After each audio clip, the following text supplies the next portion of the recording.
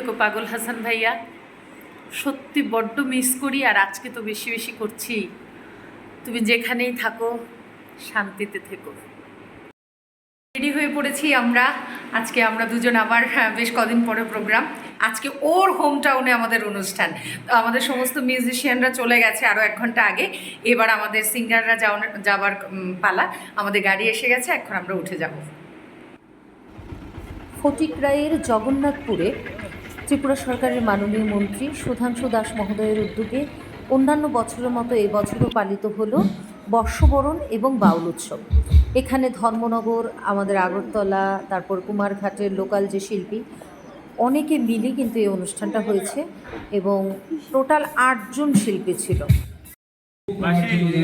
দর্শক মন্ডলী উপস্থিত হয়েছে, আপনাদের সবাইকে আমার হৃদয়ের গভীর থেকে জানাচ্ছি 1432 বাংলার নতুন বছরের অনেক অনেক শুভেচ্ছা এবং অভিনন্দন। অবশেষে আমার পালা এলো, এবারে আমি মঞ্চে উঠবো।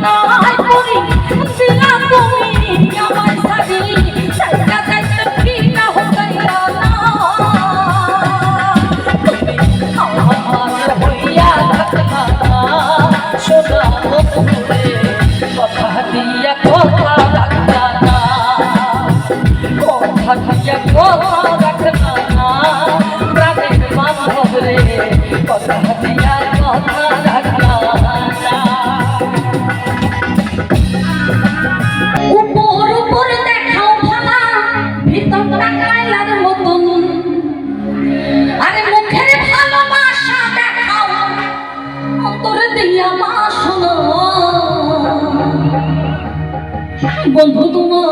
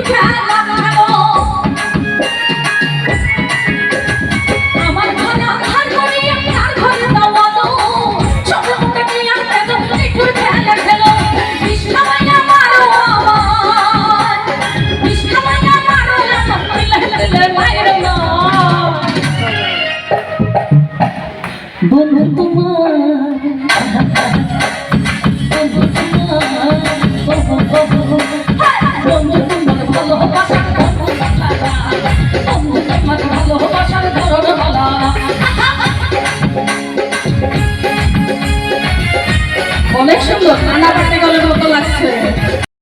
বাজে 3:32, সকাল 6:30টায় আবার স্টেশনে যেতে হবে, আগরতলা ফিরবো।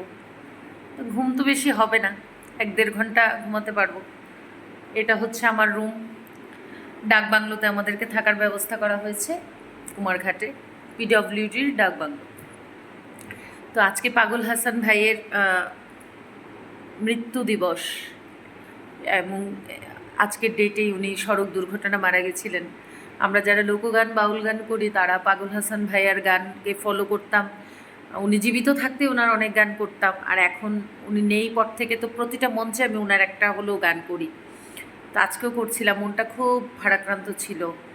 মনে পড়ছিল যে গত বছর এই আজকের ডেটে মৃত্যুর কিছুদিন আগে উনি আগরতলা এসেছিলেন, ওনার সাথে শহরে একসাথে ঘুরেছিলাম, চা খেয়েছিলাম, আড্ডা বেড়েছিলাম, সব মনে পড়ে। এরপর থেকে মেসেঞ্জারে কত গল্প। আজকে মানুষটা নেই। কত সুন্দর সুন্দর গান লিখেছেন, সুর করেছেন, গেয়েছেন, গাইয়েছেন। আমরা একটা সম্পদকে হারালাম। তো ভাইয়ার আত্মার শান্তি কামনা করি। আর আজকে বৃষ্টির জন্য আমি বেশি গান করতে পারিনি, 4টা গান করে শেষ করে দিয়েছি, কারণ পিনপিন পিনপিন বৃষ্টি শুরু হয়ে গেছিলো।